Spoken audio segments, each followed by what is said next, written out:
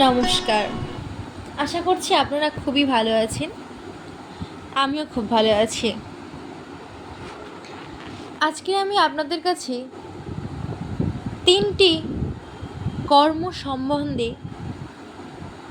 কিছু বলার চেষ্টা করছি। 3টি কর্ম কি কি? নিত্যকর্ম, নৈমিত্তিক কর্ম আর কাম্যকর্ম। নিত্যকর্ম কাকে বলছে? আমরা যে কাজটি প্রতিনিয়ত করে থাকি সেটি হচ্ছে নিত্যকর্ম। যে কাজটা আমাদের করা অবশ্যই দরকার সেটা হচ্ছে নিত্যকর্ম। নিত্যকর্ম বলতে আমরা কোনগুলোকে বুঝি? যেমন ধরুন, আপনারা প্রতিদিন সকালে উঠে ব্রাশ করেন, এটা হচ্ছে আপনাদের প্রতিনিয়ত কর্ম। এটা আপনাদের প্রতিদিন যে আপনারা খাবার খেয়ে থাকেন, সেই খাওয়াটা এটা তো নিত্যকর্ম। তেমন যে কাজগুলো আমাদের প্রতিনিয়ত করা উচিত সেগুলো হচ্ছে নিত্যকর্ম।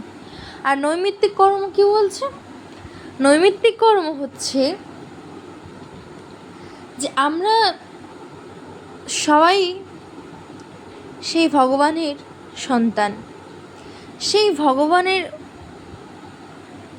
উদ্দেশ্যে যে কর্মগুলো করে থাকি সেগুলো হচ্ছে নৈমিত্তিক কর্ম। যেমন কি নৈমিত্তিক কর্ম কোনগুলো বলছে? ভগবানের নিমিত্তে যেগুলো করা হয়, যেমন স্নান করে ফুল তোলা, ঠাকুরের মন্দির পরিষ্কার করা, ঠাকুরকে ভোগ দেওয়া, ঠাকুরের সামনে বিভিন্ন ধর্মগ্রন্থ পাঠ করা, এগুলো হচ্ছে নৈমিত্তিক কর্ম। আর আসছে কাম্যকর্ম। এই কাম্যকর্মটা কি? কাম্যকর্মটি হচ্ছে যে